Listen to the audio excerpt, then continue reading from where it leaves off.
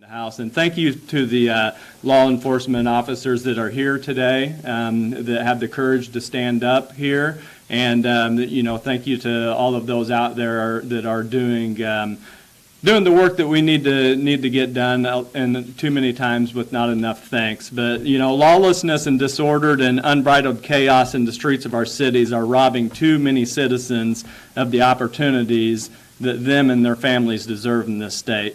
Law enforcement officers are being overworked, disrespected, and being put at unacceptable and unnecessary risks by politicians in this state and in this country. Innocent children are being gunned down in the streets of Chicago and everywhere else around this state and this country. Things are really out of control. Law enforcement officers, innocent families that are victims of this culture of violence are not being properly represented by the people that represent them in government in Springfield and in Washington, D.C., and this has to change. The policy of appeasement to criminals has been a deadly disaster. Illinois government, starting with Governor Pritzker and all the way down through the legislature, has been overrun by radicals that are aggressively pushing policies that punish police officers and put them at unnecessary and unacceptable risk. Vilifying law enforcement officers has catastrophic consequences, and we won't tolerate it. When we take over electorally, it will be known that if you come to Illinois and you commit violence against a peace officer in the line of duty, we are allowing and encouraging prosecutors to bring down the full force of the law on these people. The police officers, the law enforcement officers, they deserve our respect. They protect us, and they deserve our protection. They deserve a heck of a lot more than what they're getting in this state and what they've been getting from this government.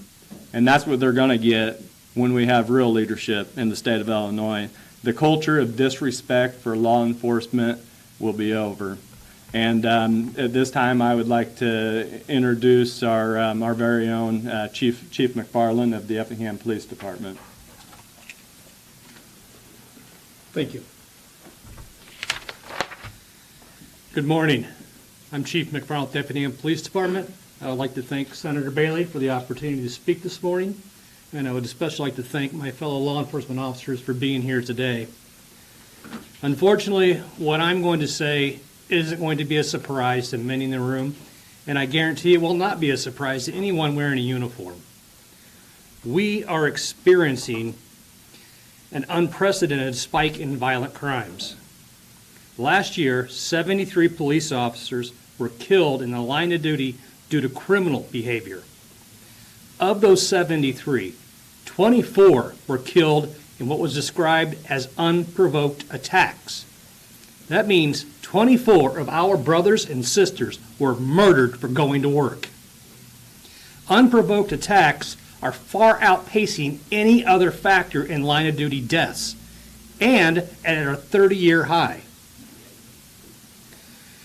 The solution to this tragic problem isn't simple and it isn't easy. But I do believe it will begin, and it must begin, with the citizens of our community and state. Our citizens, who rightfully deserve and demand to have a safe community to live in, to work in, to raise their families in, they need to speak in one clear voice and say loudly, "No more, this must stop." We need legislators such as Senator Bailey and Representative Wilhour, and I believe Representative Nieberg is not here today. We need them to provide legislation that will allow the court system to succeed. We also need aggressive prosecution of violent criminals in every corner of this state. We need a court system that can hold these violent criminals accountable with sentences that not only keep the criminal off the streets, but serve as a deterrent to anyone else who would come to this state and commit a violent crime. I hope and pray that if we work together, we can solve this scourge of crime. Thank you. Oh, I'm sorry. I'm remiss. I'd like to introduce Mrs. Oberheim from Champaign Police Department, so thank you. Thank you. Good morning. My name is Amber Oberheim, and I am the widow of Chris Oberheim, Champaign police officer who was murdered in the line of duty on May 19th. He was responding to a call for help from a woman and her children. Our 4 girls and I know all too well the consequence of giving a person an opportunity to make a career out of breaking the law. The devastation that losing my husband and their father has created in our lives is immeasurable. I thought that I had it all figured out. I thought that if Chris and I worked hard, did more, went above and beyond, set high goals and even higher standard, chose to do the right thing, I thought that we could ensure success in our future, that we could ensure a successful outcome for our family.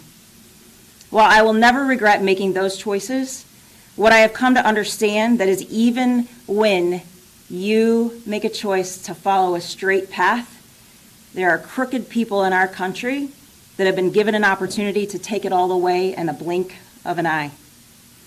We did not choose what happened in those early morning hours of May 19th, but we do get a choice in how we respond.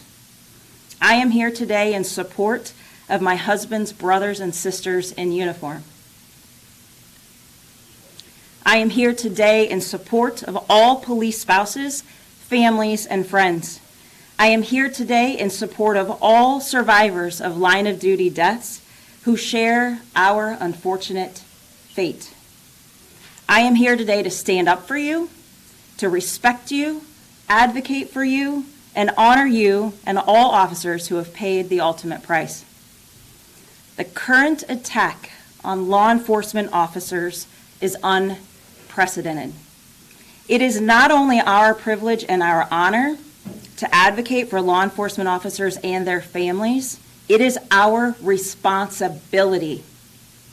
We, the people of the state of Illinois, must not tolerate the ambushing and slaying of our officers. Unprecedented times call for swift, effective, unprecedented measures to stop the threat inflicted by career criminals who possess blatant disregard for life. Over the course of the past 8 months, I have witnessed countless people show up for us in various different ways, but we realized very early on that this thing that we are a part of is not about us. It's about so much more. God put a conviction in my heart and a fire under my butt on May 19th, 2021. That day marked the end of my husband's earthly life and the beginning of a change in the way that we do nearly everything under our roof. The change that I am most honored to be a part of is the one that's happening right here, right now. The tide is turning. I can feel it. It's time for the pendulum to swing back towards good and right and noble. It's time for our state to adopt the values that our country was founded on. It's time for our moral compass to get pointed back in the right direction. And Senator Bailey has heard me say this before. If you ask me, that direction is not forward, it is upward. If we want to change crime in the state of Illinois and across the country, everybody that spoke before me has said it, we must support our police. In order to fully support our police, we must elect leaders who will stand up to some of the most unreasonable ideas from the most unreasonable people. Our leaders must be strong and without waver in their stance on how to keep not only Chris's brothers and sisters in uniform safe, but to keep the rest of us safe. Public safety is a bipartisan issue, not one to be argued between Democrats and Republicans, because trust me, my husband's killer did not stop and ask him if he was a Democrat or Republican before he shot him 3 times. It doesn't matter what side of the line you sit on.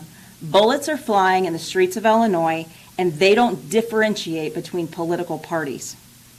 This issue supersedes all political boundaries, and bullets kill regardless of where you place yourself on that continuum. My message is the same regardless of where I deliver it. It is the same no matter what ears receive it. My message is that without law and order and holding criminals accountable for their heinous actions, our country is doomed. The world needs more Chris Oberheims, more Tyler Timmons. The world deserves more Sean Rileys. This task is bigger than any of us. It cannot be accomplished by one or two people. I can't accomplish this alone. Darren Bailey can't accomplish this alone. Chief McFarland can't accomplish this alone.